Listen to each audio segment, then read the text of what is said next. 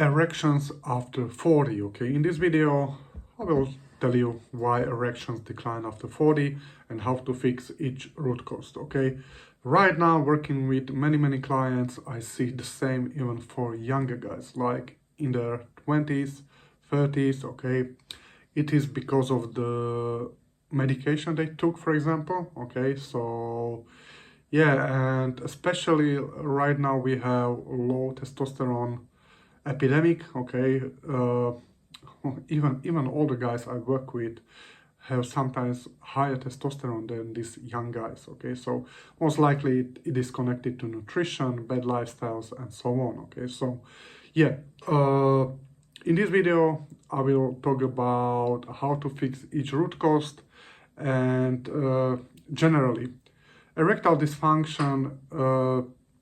When you talk about this, probably you are talking about blood flow. Okay, but it's not the only thing. Okay, so when you are over or after 40, most likely you have also things like fibrosis in your penile tissue, peyronie. Okay, so like curvature, you need to observe this because this will also contribute to weak erections. Okay, so most of the guys, okay, they have not so firm erection. Okay, they cannot trap the blood. Okay, most likely they have some type of venous leakage. Okay, so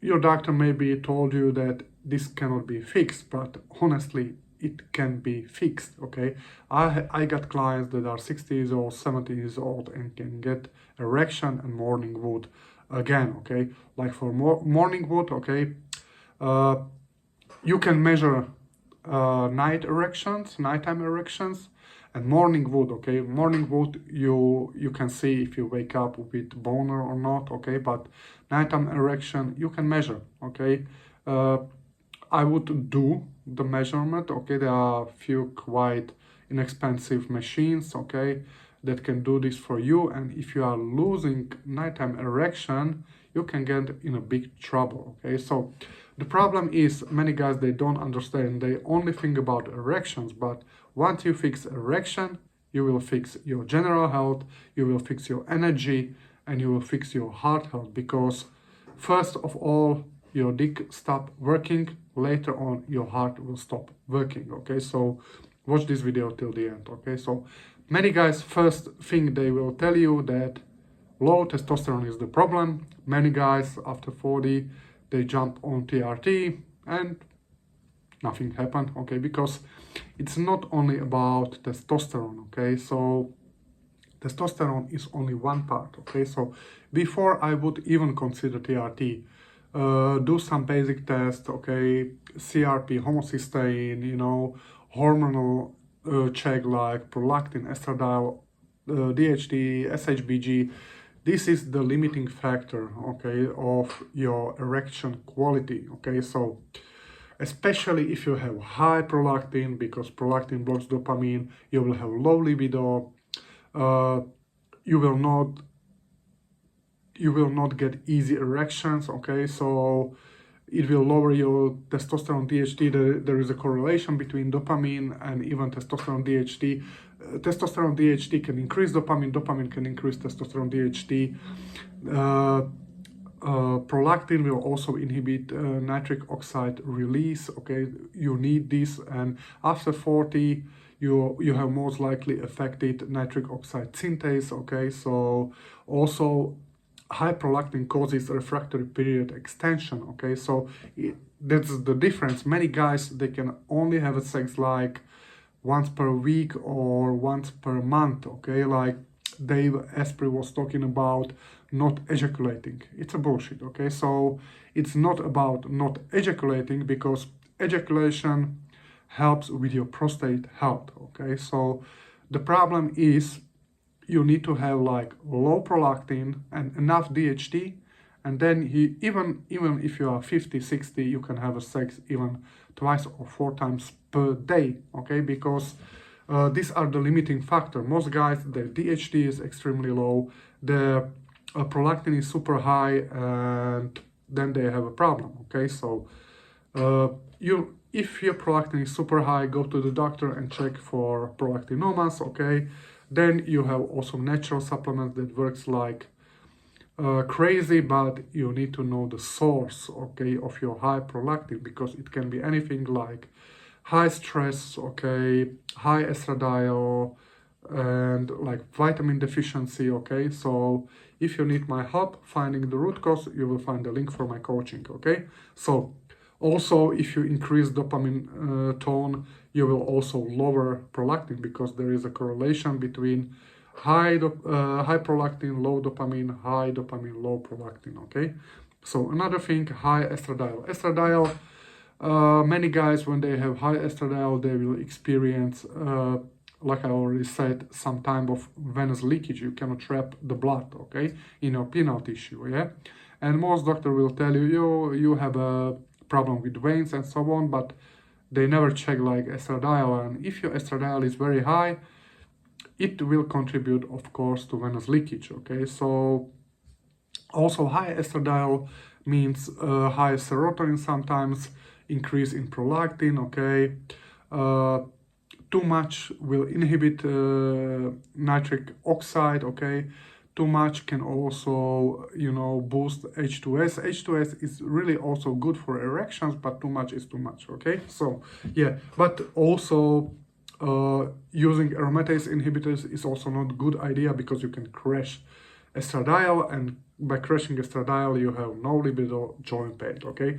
Another reasons, okay, your gut microbiome, you have beta-glucuronidase that is like affecting your levels of estradiol. You cannot detox the estradiol, okay. So you, like I said, you really need to find the root cause, okay. You can check your liver enzymes, elevated or not, okay. Or if you have some liver damage, okay, then you also get a check for a beta-glucuronidase, and you can use prebiotics, okay. You can use things like calcium D-glucarate to support phase 2 detox, and suddenly you have no estradiol issue, but you really need to know how to do it, okay. So yeah, SHBG is another problem, okay. So because SHBG, if it's very too high, okay, it will bound testosterone, DHT, okay. So most likely also your DHT level will be low. DHT is extremely crucial for your penile health, okay. So for nitric oxide synthase produced by your body in a penile tissue, okay. So fixing SHBG is important, okay. So SHBG can be in the range from 20 to like 40. Everything about like 50 can have already negative effect on erection. Many older guys then, for example, switch to carnivore or to keto, experience this issue, okay. Even young guys, that the SHBG is sky high, and yeah, the testosterone is higher, but for example, because of the high SHBG, they don't have a lot of free testosterone, free DHT, and that's the problem, okay. Then we have a blood flow issue, okay. So for example, endothelin 1 can cause vasoconstriction, poor blood flow, ED, okay. ET1 is one of the strongest vasoconstriction, okay. It is increased with aging, stress, high blood pressure, diabetes, okay. So directly inhibits erection, smooth muscle relaxation, okay. So there are many great things to fix, okay. So if you know how to do it, like taurine, Glynac, okay, EGB 761, okay. So many great things, okay. Nitric oxide, okay. As you age, your nitric oxide synthase will decline, mostly because of the nutritional deficiencies, okay, because you are missing some B vitamins, vitamin C, okay. So your BH4 is low, okay. So all these are contributing to weak erections, okay. Not only hormone, but also your nitric oxide. But you don't only have nitric oxide, okay. There are many things you can do. Like I already tell you, you can improve endothelin 1, okay. So even you can improve your magnesium levels, okay. So because low magnesium can cause vasoconstriction, okay. So you can increase adenosine, okay, because adenosine is just how you can supercharge your nitric oxide synthase, okay. So these are the things, okay. Angiotensin 2. Angiotensin can cause, for example, vasoconstriction, ED, penile fibrosis, okay. So many older guys, okay, and angiotensin 2 is high, okay. So it stiffens arteries and penile smooth muscles, okay. So it raises blood pressure, increase oxidative stress, lowers nitric oxide. It can cause Peyronie's, okay. Peyronie's is the curvature, okay, and fibrotic tissue. Angiotensin 2 promotes fibrosis, okay. So there are medication, okay, but you really need to be smart about choosing the right medication, because most of the blood pressure medication will cause ED, okay, or after some time they will cause, for example, mitochondrial dysfunction, okay. You can use things like taurine, okay. Generally boosting mitochondria with natural supplements. We are not talking about MOTSI or other peptides. This alone will increase the blood flow, okay. So but you really need to know how to combine anything, because the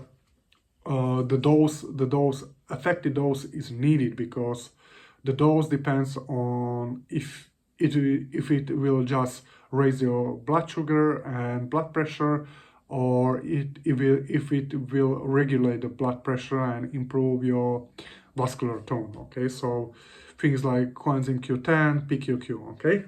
So yeah, low nitric oxide synthase, you can improve this anytime. There are many great supplements that improve enos.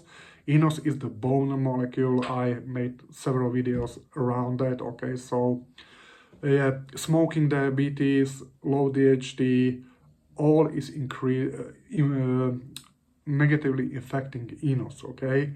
Without nitric oxide, no smooth muscle relaxation. Nitric oxide, even for your blood heart, okay. So yeah, things like, you know, citrulline, okay, French pine bark extract, okay, so something that will prevent ROS, okay, all these will have positive effect, okay. So another thing is low adenosine ATP.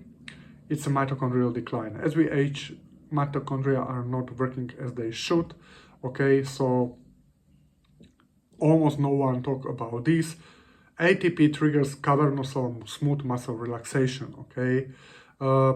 Adenosine to A receptors increase penile blood flow, okay. So like I said, low mitochondrial function, stress, aging, it means lower ATP, okay. So even, for example, if you drink a lot of coffee, if you've been under a lot of stress, poor sleep, this will also have, for example, negative effect on adenosine, okay. Hard coffee drinkers like me, for example, you can affect adenosine, okay. So and the best thing is to boost adenosine, okay. So this will be just supercharging the other efforts, okay. So yeah, fibrotic tissue, okay. So you have medication, okay. So for example, sleep apnea will contribute to chronic low oxygen. It will create collagen deposition. Smooth muscle will be replaced by fibrotic tissue. It means weak erections, okay. So do ultrasound, okay, to find out what is going on, okay. And like I said, there are also many great things that have positive effects on, you know, blood flow, enos, and so on, that helps also with fibrosis and Peyronie's, like taurine, for example, okay. So yeah, of course you need to lower your blood pressure, but we already talked about angiotensin 2, okay. And you also need to like fix 5-alpha reductase, because this enzyme is converting testosterone to DHT. Yeah, so like optimizing SHBG for more of free DHT, B vitamins, B1, B2, B3, okay. So most likely you need active form of B2, okay.